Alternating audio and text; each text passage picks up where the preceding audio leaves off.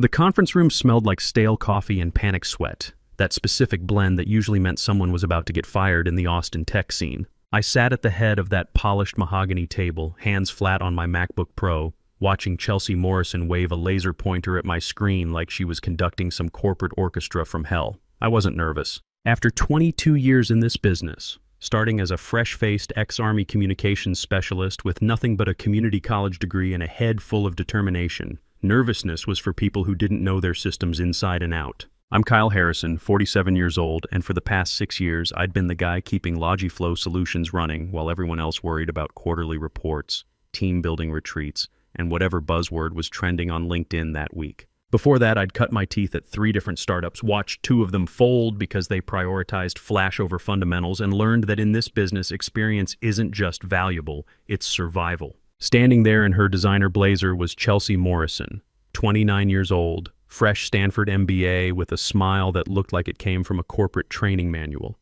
She was Roy Morrison's niece and had been Chief Innovation Officer for exactly 5 days. In those 5 days, she had managed to use digital transformation, synergy, and blockchain-enabled solutions in every single conversation, which should be a felony in at least 12 states. "Kyle," she said, pointing that red laser dot at my architecture diagram like it was personally offending her.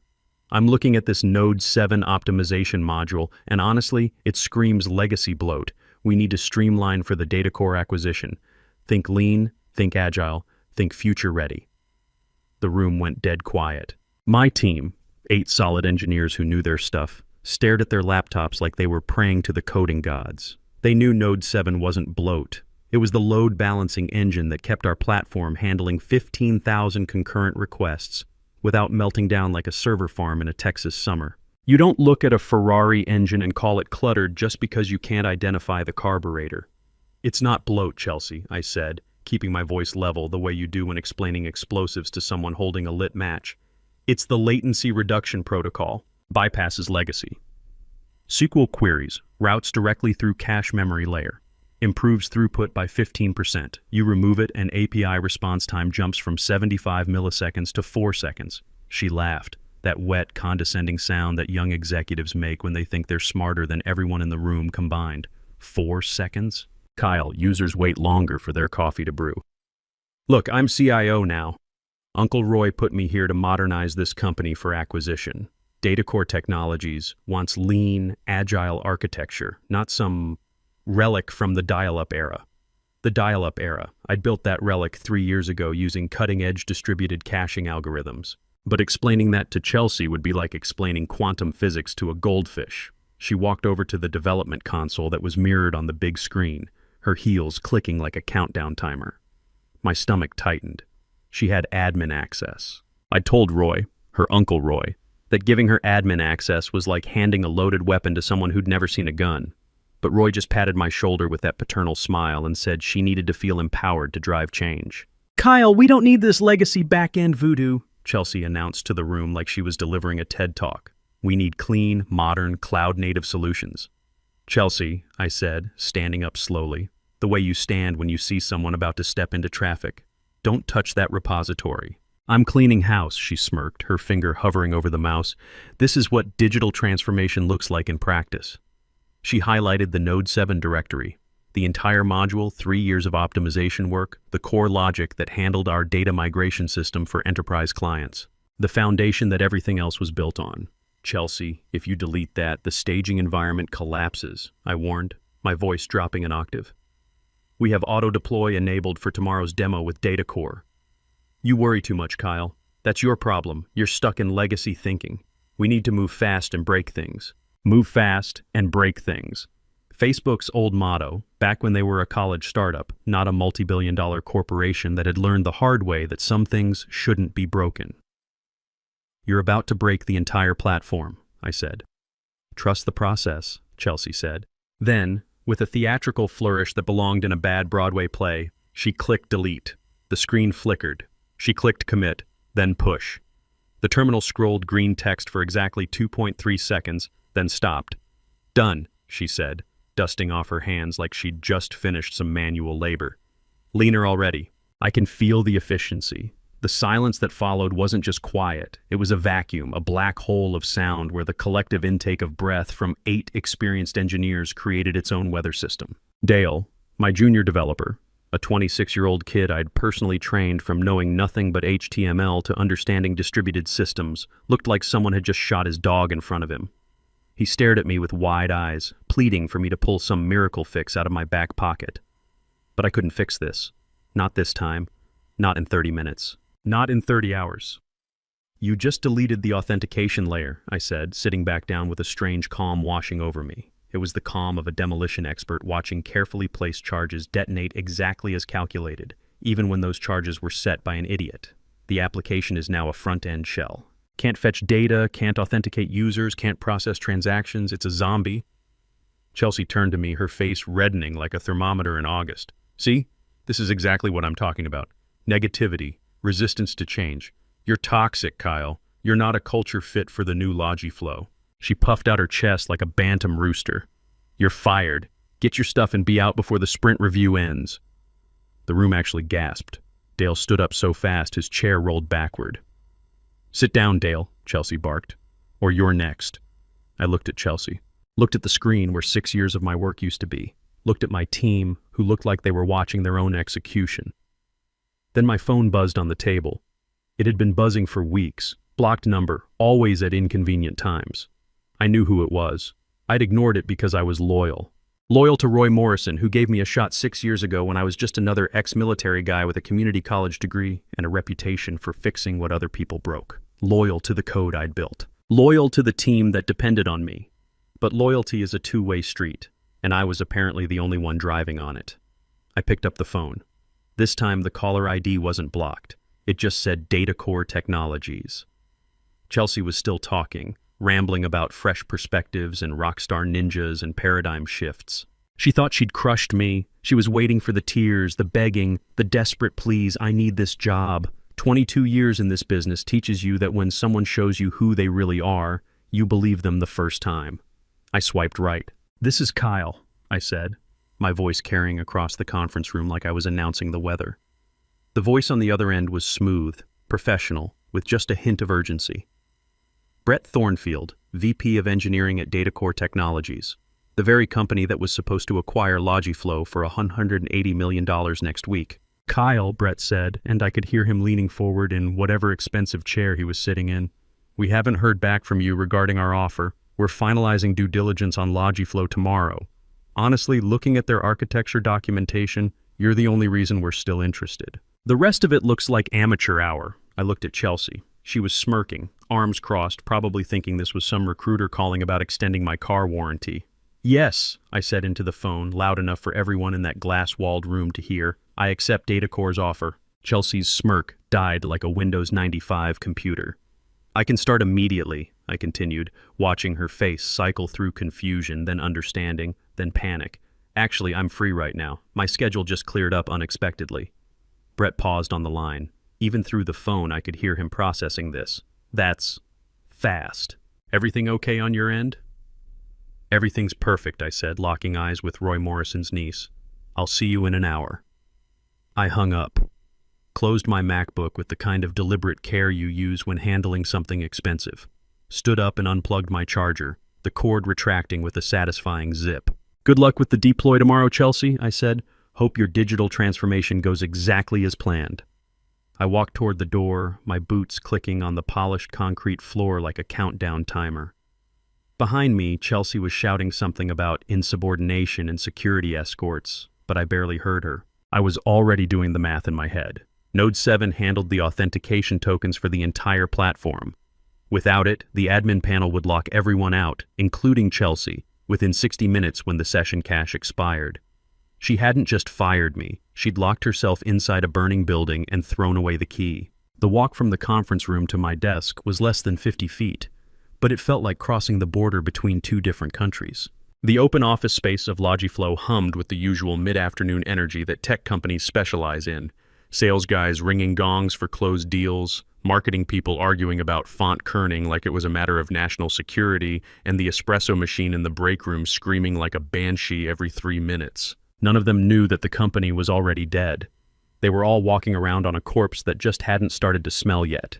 I reached my standing desk setup, 3 vertical monitors arranged like a mission control station, mechanical keyboard that sounded like rain on a tin roof, and a small cactus that I'd somehow managed to keep alive for 4 years despite my complete lack of botanical knowledge. I grabbed a cardboard box from the supply closet, one of those welcome to the team boxes they gave to new hires. The irony tasted like copper pennies in my mouth. I didn't take much. My personalized keycaps with their worn letters, my noise-canceling headphones that had survived 3 different companies, a framed photo of my German Shepherd Rex looking dignified in his Veterans Day bandana.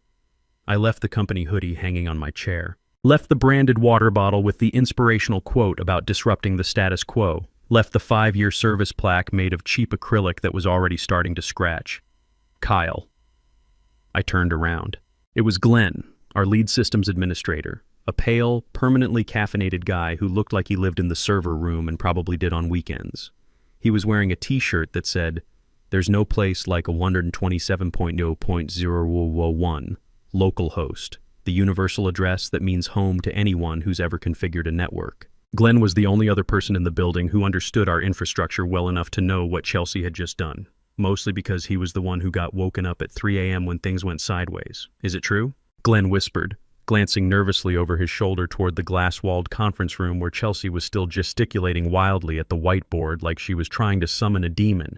Did she actually delete the optimization module? "She didn't use the command line, Glenn," I said, dropping my stapler into the box with a satisfying thunk.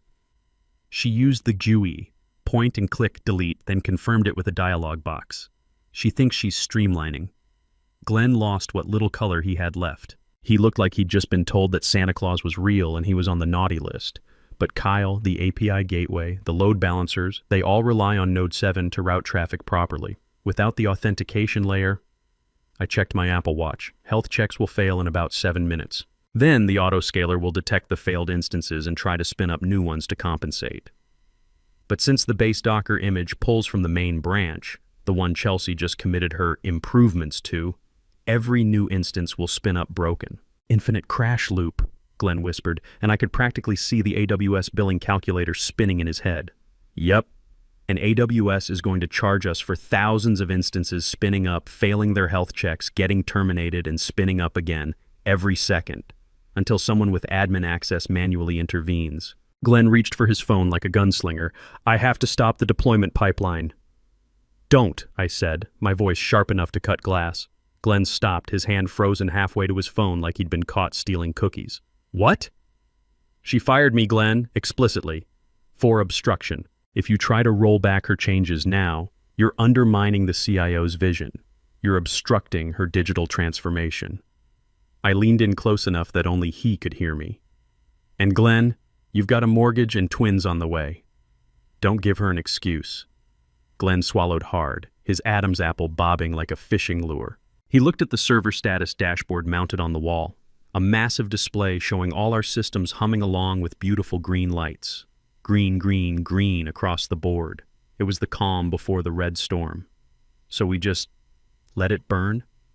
"It's already burning, Glenn. We're just waiting for the smoke detectors to go off."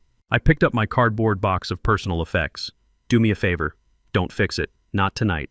Let her see what lean and agile actually looks like." Glenn looked at me with a mixture of terror and something that might have been admiration. He nodded slowly. "I didn't see you leave. I was in the bathroom." Good man. The elevator ride down felt like slow-motion cinematography. As the doors closed, I caught a glimpse of Chelsea storming out of the conference room, clutching her laptop like a shield. She was looking around frantically, maybe for me, maybe for someone else to blame for whatever error messages were probably starting to pop up on her screen. Our eyes met through the narrowing gap of the steel doors. I didn't smile, didn't wave, didn't give her the satisfaction of any reaction at all. I just stood there holding my box of 6 years' worth of accumulated desk junk, watching her realize that she was about to be very, very alone with her digital transformation. The doors closed with a soft thump. The descent was the most peaceful sound I'd heard in months. Outside, the Austin heat hit me like opening an oven door. September in Texas, still pushing 95 degrees at 3 in the afternoon.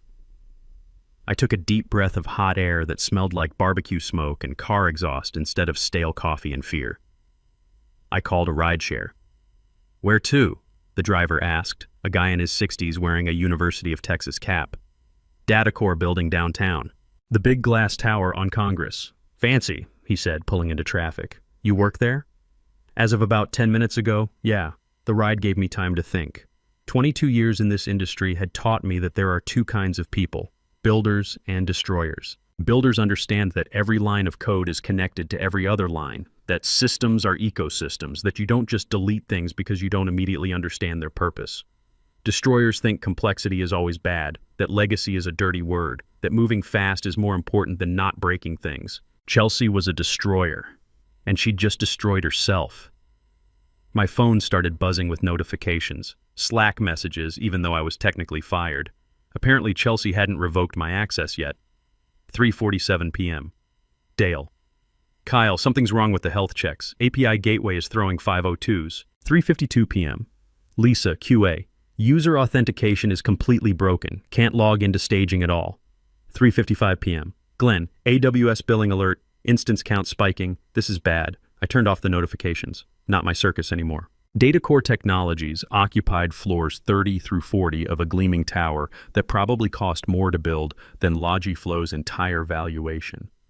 The lobby was all marble and steel, with a waterfall cascading down one wall that was clearly designed by someone who wanted everyone to know exactly how much money they had. "Kyle Harrison for Brett Thornfield," I told the receptionist, a professional-looking woman in her 40s who didn't bat an eye at my cardboard box of personal belongings. "Mr. Thornfield is expecting you. Executive floor, elevator bank B." The elevator was smooth and fast enough that my ears popped when it stopped. The doors opened to reveal Brett Thornfield waiting for me. Dark jeans, black sweater, and an expression that suggested he'd been looking forward to this conversation. "Kyle," he said, extending his hand. "I have to say, I didn't expect you to be quite so prompt when you said immediately." "I believe in efficient routing," I said, shaking his hand with a firm grip. "My previous path had a significant blockage." He chuckled and gestured toward a seating area that overlooked downtown Austin. The view was expensive. You could see Lady Bird Lake stretching toward the hills, office buildings reflecting the afternoon sun like mirrors. "Coffee? Water? Something stronger?" "It's after 4. Water's fine. I want to keep a clear head for whatever comes next." We sat in leather chairs that probably cost more than most people's cars. I set my box on the floor beside me. "Let's skip the corporate dance," Brett said, leaning back with the casual confidence of someone who'd never had to worry about rent. "We've been trying to acquire Logiflow for 8 months. Our due diligence reports kept coming back with red flags. Their front-end code is spaghetti. Their sales projections are optimistic fiction. Their user retention numbers don't add up. But every time our engineers dug into the back-end infrastructure, the API performance, the database architecture, the security protocols, it was pristine." He looked at me with the kind of intensity that venture capitalists probably practiced in mirrors. "That was you, wasn't it? Me and my team. Mostly the distributed architecture I designed 3 years ago when the founders kept ignoring scalability warnings."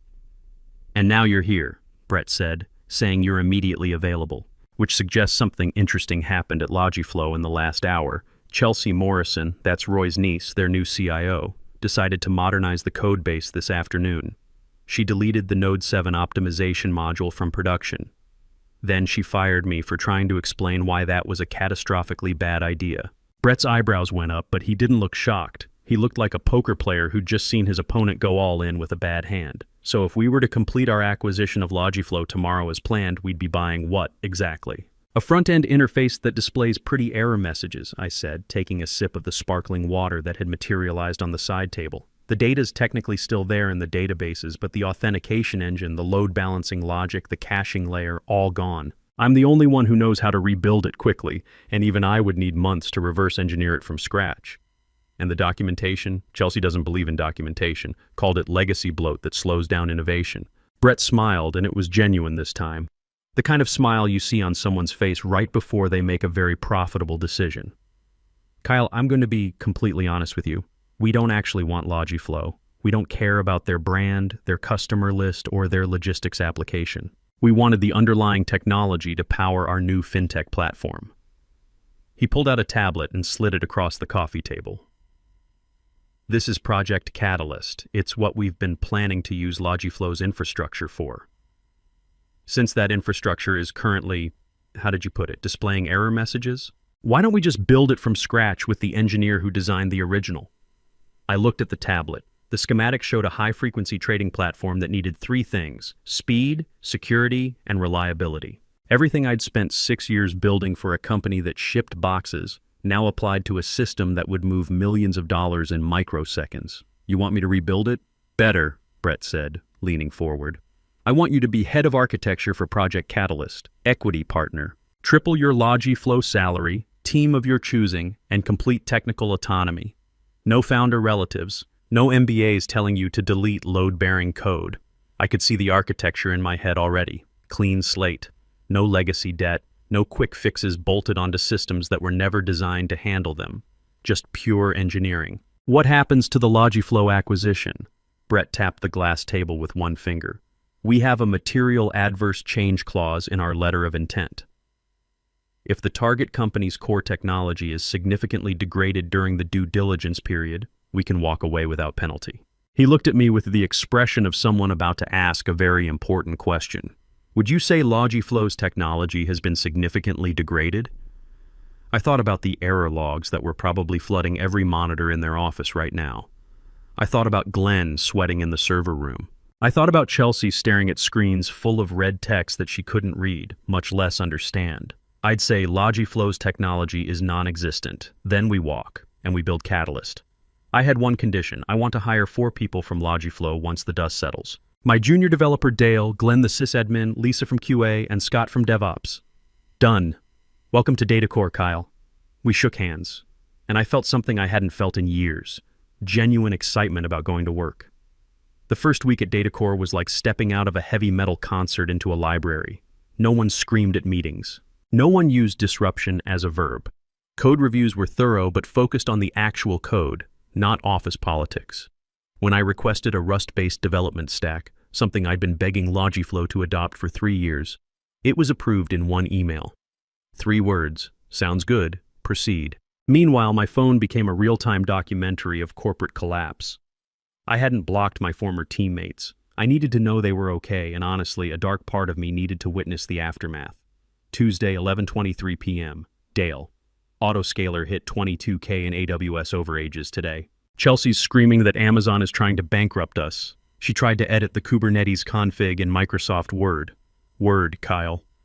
Wednesday, 3:18 a.m. Glenn. Haven't slept in 48 hours. Every fix we apply breaks something else. Chelsea asked me why we can't just Control-Z the internet. I think she's having a breakdown. Thursday, 8:45 p.m. Lisa. They're hard-coding everything now, Kyle. For the DataCore demo tomorrow, they're serving static JSON files. It's pure theater. If DataCore clicks on anything that requires real data, the whole facade collapses. I forwarded that message to Brett with a simple note. Suggest asking them to filter results by date range during the demo. Brett replied immediately. Noted. This should be interesting. Friday arrived with the kind of gray Austin morning that makes you appreciate air conditioning. I was deep in code, building Catalyst's authentication microservice, when my second monitor lit up with messages from a group chat I'd named Lifeboat. 10:12 a.m. Lisa. DataCore team just arrived. 3 suits, 2 lawyers, 1 guy with a laptop who looks like he actually knows code. Chelsea's sweating through her blazer already. 10:18 a.m. Dale. Demo starting. Roy's doing the intro speech about resilience in the face of technological evolution. Chelsea's setting up the projector. Her hands are shaking so bad she can't connect the HDMI. I imagined that conference room, the same one where I'd been fired a week ago. The ghosts of my deleted code haunting every pixel on that screen. 10:25 a.m. Glenn. Chelsea's driving the demo, clicking through the dashboard. Look how fast our optimized system loads. Yeah, because it's loading a CSV file from the desktop. 10:32 a.m. Lisa. DataCore VP just asked a question. Can we see the logistics throughput metrics for Q2? Chelsea's face just went white. 10:33 a.m. Dale. Chelsea.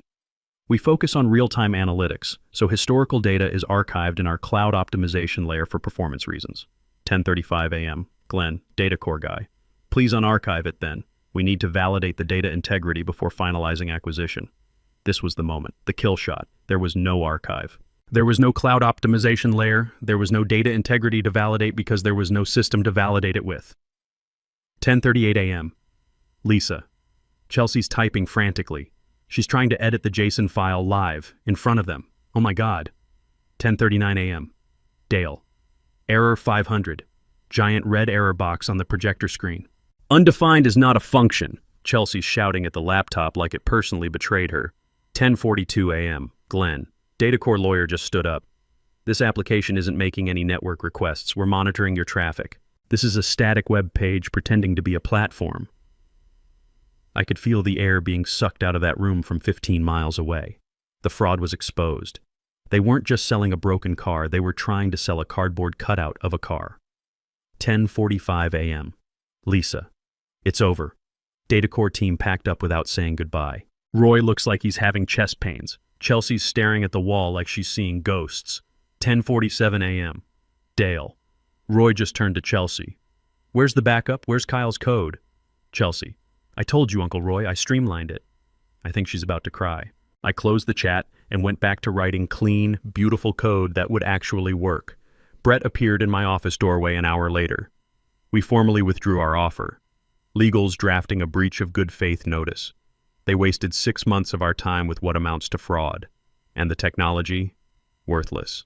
Without your architecture, it's just expensive spaghetti and a nice UI theme. 3 months later, Project Catalyst launched at 2 a.m. on a Tuesday. I stood in Datacore's Mission Control Center surrounded by my team, Dale monitoring front-end performance, Glenn watching infrastructure metrics, Lisa tracking quality assurance, Scott managing the deployment pipeline, all of them refugees from the Logiflow disaster, now building something that actually mattered. Traffic nominal, Dale reported, grinning. Global Freight Partners just went live. 0 issues. Global Freight Partners. Logiflow's former biggest client, who'd jumped ship the moment they heard about the technical meltdown. Latency holding at 12 milliseconds, Glenn called out. Load balancers are barely working. 0 defects, Lisa announced. Systems running clean. As the Austin sunrise painted the downtown skyline orange and pink, I realized something had changed in me. The anger that had driven me out of Logiflow, the cold fury that had sustained me through the transition. It was gone. I wasn't the wronged employee anymore. I was just an engineer who'd built something that worked, surrounded by people who understood that craftsmanship matters. My phone buzzed with a LinkedIn notification. Chelsea Morrison viewed your profile. I smiled and didn't look back. Let her see the title, Head of Architecture, Datacore Technologies. Let her see what she'd deleted. Let her see what happens when you confuse motion with progress, change with improvement, disruption with destruction. Sometimes the best revenge isn't dramatic. Sometimes it's just building something better while watching incompetence collapse under its own weight. In this business, there are builders and destroyers. I know which one I am, and I know which one lasts.